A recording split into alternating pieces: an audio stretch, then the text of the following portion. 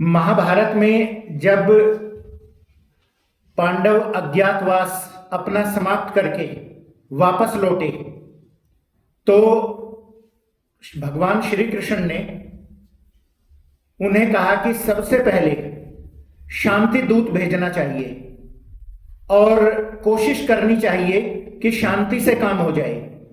तो भगवान श्री कृष्ण ने शांति के सभी प्रयास किए। सबसे पहले एक दूत भेजा गया, लेकिन दूत की सभी बातें दुर्योधन ने अस्वीकार कर दी।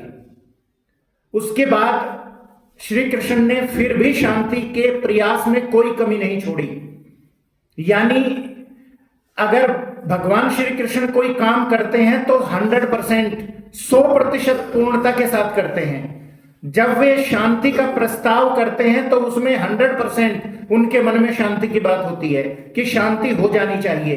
कहीं भी किसी भी प्रकार से लेश मात्र भी उसमें उनके विचार ऐसे नहीं होते हैं कि युद्ध होना चाहिए।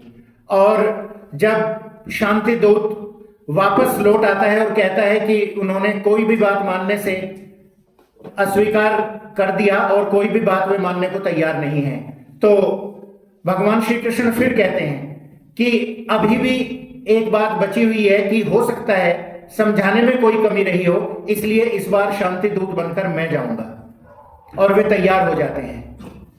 तो लेकिन अर्जुन उस समय अन्य सभी पांडव युद्ध के लिए आतुर रहते हैं कि युद्ध जल्दी से जल्दी हो जाना चाहिए, लेकिन कृष्ण किसी भी तरीके से युद्ध के लिए तैयार नहीं है और वे खुद शांति का प्रस्ताव लेकर जाने को तैयार हो जाते हैं। जिस आदमी के हाथ में सबसे ज्यादा ताकत है, पूर्णतया शक्ति है और वो शांति की बात कर रहे हैं, तो यह अपने आप में एक बहुत बड़ी बात है।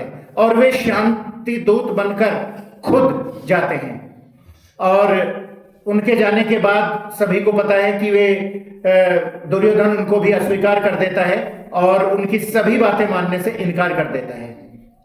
उसके बाद वे वापस आते हैं और युद्ध की तैयारी शुरू हो जाती है। युद्ध होने को तो होता है, दोनों सेनाएं आमने सामने खड़ी हैं। तो एक बहुत बड़ी घटना उस समय होती है। जिस समय दोनों आमने सामने खड़ी हैं सेनाएं, तो अर्जुन के मन में मोह जाग उठता है और वो युद्ध से इनकार कर देता है। तो जब वो युद्ध को मना करता है तो वो कृष्ण की वे पहले वाली बात, जो शांति की बात कृष्ण बार बार किया करते थे, उस समय अर्जुन उस बात को उठाता है और कहता है कि शांति हो जानी चाहिए। अच्छी बात है कि शांति हो, इसलिए युद्ध करना अच्छा नहीं है। और इससे तो अच्छा यह है कि मैं किसी पेड़ के नीचे बैठकर तपस्या करूं और तपस्वी बन जाऊं, लेकिन युद्ध नहीं होना चाहिए। तो कृष्ण एकदम उस बात को खारिज कर देते हैं कि नहीं, अब शांति की कोई भी बात नहीं हो सकती, अब युद्ध होना चाहिए। तो अर्जुन को जरूर ये मन में रही होगी बात कि जो आदमी इतने समय से शांति की बात कर रहा है और आज युद्ध के इस मैदान पर खड़े होकर मैं शांति की बात करूंगा, तो अर्जुन जरूर, तो ये बात अर्जुन के मन में रही होगी कि जरूर कृष्ण अब इस बात का समर्थन करेंगे और कहेंगे कि बहुत अच्छी बात है, तुमने अब ये बात सोची। जो मैं शांति की बात पहले से कह रहा था, तुमने वो बात अब सोची, तो बहुत अच्छी बात है। मैं भी यही कहता था कि शांति हो जानी चाहिए। तो ये अर्जुन के मन में रहा होगा, लेकिन कृष्ण ने मना कर दी कि नहीं, अब शांति की कोई बात नहीं हो सकती, अब युद्ध ही होना चाहिए। तो अर्जुन के मन में तुरंत एकदम एक बात जागी। अब सोचने के दो ढंग हैं। या तो अर्जुन ये सोचे कि पहले कृष्ण शांति की बात करते थे और अब युद्ध की बात कर रहे हैं, अब शांति की बात उनके मन में कहीं भी नहीं है, तो इसलिए कृष्ण उलझे हुए व्यक्ति हैं। या तो यह सोचा जा सकता है, या यह सोचा जा सकता है कि जब कृष्ण शांति की बात करते थे तब मैं युद्ध की बात करता था और अब मैं शांति की बात कर रहा हूं तो कृष्ण युद्ध की बात कर रहे हैं। इसका मतलब है मेरा मन उलझा हुआ है, मन कहीं ना कहीं उलझन में है और कहीं ना कहीं ऐसी कोई बात है जो मेरी समझ से बाहर की बात है। और यही बात अर्जुन के मन में आई, क्योंकि यह श्रद्धा का विषय है। कृष्ण के प्रति अर्जुन की ऐसी श्रद्धा है कि अगर श्रद्धा न होती तो अर्जुन निश्चित तौर पे यह मान लेता कि कृष्ण उलझे हुए व्यक्ति हैं, क्योंकि दूसरे को उलझन में माना जा सकता है। बड़ी आसान सी बात है यह मानना, लेकिन उनकी कृष्ण के प्रति श्रद्धा है और विश्वास है, इसलिए वे हरगिज नहीं मान सकते कि कृष्ण उलझन में होगा, क्योंकि कृष्ण का जीवन उन्होंने देखा भी है और श्रद्धा उनके मन में है। इसलिए उन्होंने क्या माना कि मैं उलझा हुआ हूं, कहीं ना कहीं मेरे मन में उलझन है।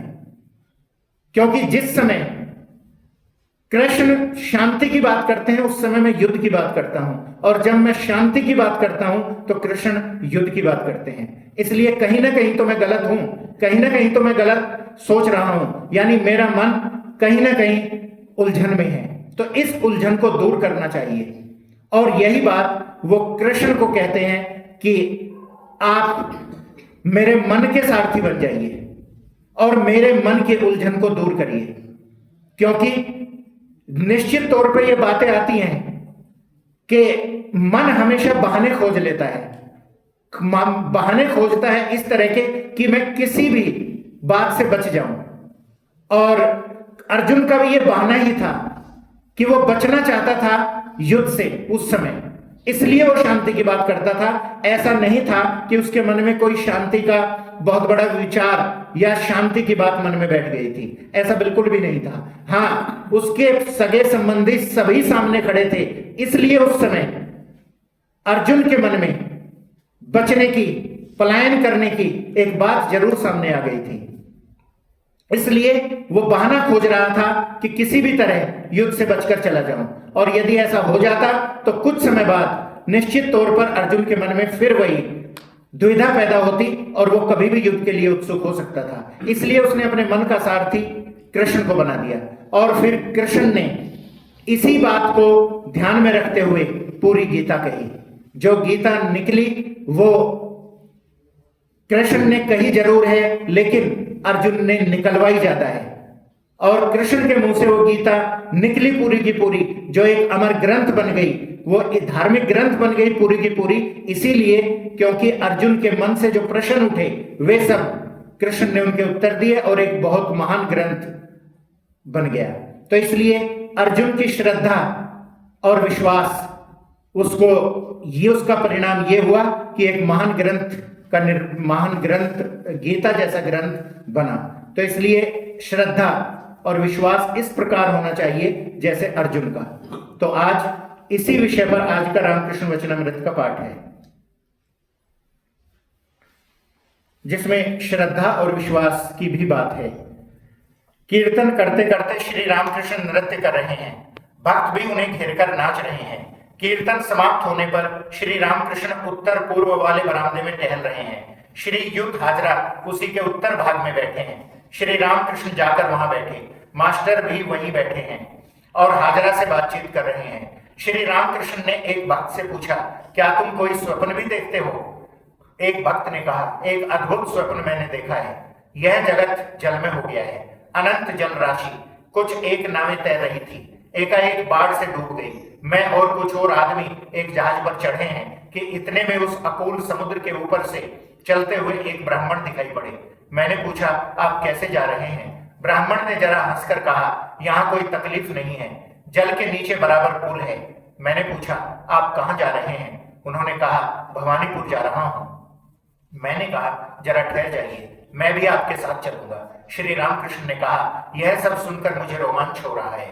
भक्त ने कहा, ब्राह्मण ने कहा, मुझे अब फुर्सत नहीं है, तुम्हें उतरने में देर लगेगी, अब मैं चलता हूँ, यह रास्ता देख लो, तुम पीछे आना। श्री रामकृष्ण ने कहा, मुझे रोमांच हो रहा है, तुम जल्दी मंत्र दीक्षा ले लो। रात के 11 बज गए हैं। नरेंद्र आदि भक्त श्री रामकृष्ण के कमरे में फर्श पर बिस्तर लगाकर लेट गए। नींद खुलने पर भक्तों में से कोई कोई देखते हैं कि सवेरा हुआ है। 17 अक्टूबर 1882 मंगलवार। श्री रामकृष्ण बालक की भांति दिगंबर हैं और देवियों के नाम उच्चारण करते हुए कमरे में टहल रहे हैं। आप कभी गंगा दर्शन करते हैं, कभी देव देवियों के चित्रों के पास जाकर प्रणाम करते हैं और कभी मधुर स्वर में नाम कीर्तन करते हैं। कभी कहते हैं वेद पुराण तंत्र गीता गायत्री भागवत भक्त भगवान। गीता को लक्ष्य करके अनेक बार कहते हैं, त्यागी त्यागी त्यागी त्यागी। फिर कभी तुम ही ब्रह्म हो, तुम ही शक्ति, तुम ही पुरुष हो, तुम ही प्रकृति, तुम ही विराट हो, तुम ही स्वराट, स्वतंत्र अद्वितीय सत्ता, तुम ही नित्य हो, तुम ही लीलामयी, तुम ही सांख्य के 24 तत्व हो। इधर काली मंदिर और राधा कांत के मंदिर में मंगल आरती हो रही है और शंख घंटे बज रहे हैं। भक्त उठकर देखते हैं कि मंदिर की फुलवाड़ी में देव देवियों की पूजा के लिए फूल तोड़े जा रहे हैं और प्रभाती रागों की लहरें फैलाती हुई नौबत बज रही है। नरेंद्र आदि भक्त प्रातः क्रिया से निपटकर श्री रामकृष्ण के पास आए। श्री रामकृष्ण साहस से मुख हो उत्तर पूर्व वाले बरामदे में पश्चिम की ओर खड़े हैं। नरेंद्र ने कहा, मैंने देखा कि पंचवटी में कुछ नानकपंथी साधु बैठे हैं। श्री रामकृष्ण ने कहा, हाँ, वे कल आए थे। तुम सब एक साथ चटाई पर बैठो, मैं देखूं। सब भक्तों के चटाई पर बैठने के बाद श्री रामकृष्ण आनंद से देखने और उनसे बातचीत करने लगे। नरेंद्र ने साधना की बात छेड़ी। श्री रामकृष्ण ने नरेंद्र से कहा, भक्ति ही सार वस्तु है। ईश्वर को प्यार करने से विवेक वैराग्य आप ही आप आ जाते हैं। नरेंद्र ने कहा, एक बात पूछूं, क्या औरतों से मिलकर साधना करना तंत्रों में कहा गया है? श्री रामकृष्ण ने कहा, वे सब अच्छे रास्ते नहीं, बड़े कठिन हैं और उनसे प्राय पतन हुआ करता है। 3 प्रकार की साधनाएं हैं, वीर भाव, दासी भाव और मातृभाव। मेरी मातृभाव की साधना है। दासी भाव भी अच्छा है। वीर भाव की साधना बड़ी कठिन है। संतान भाव बड़ा शुद्ध भाव है। नानकपंथी साधुओं ने आकर श्री रामकृष्ण को नमो नारायण कहकर अभिवादन किया। श्री रामकृष्ण ने उनसे बैठने को कहा। श्री रामकृष्ण कहते हैं, ईश्वर के लिए कुछ भी असंभव नहीं। उनका यथार्थ स्वरूप कोई नहीं बता सकता। सभी संभव है। 2 योगी थे, ईश्वर की साधना करते थे। नारद ऋषि जा रहे थे। उनका परिचय पाकर एक ने कहा, तुम नारायण के पास से आते हो, वे क्या कर रहे हैं? नारद जी ने कहा, मैं देख आया कि वे एक सुई के छेद में ऊंट हाथी घुसाते हैं और फिर निकालते हैं। उस पर एक ने कहा, इसमें आश्चर्य की क्या बात है? उनके लिए सभी कुछ संभव है। पर दूसरे ने कहा, भला ऐसा कभी हो सकता है?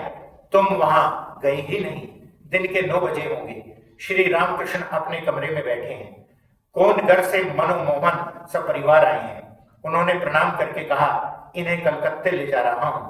कुशल अक्षेम पूछने के बाद श्री रामकृष्ण ने कहा, आज माह का पहला दिन है और तुम तो कलकत्ते जा रहे हो। क्या जाने कहीं कुछ खराबी न हो।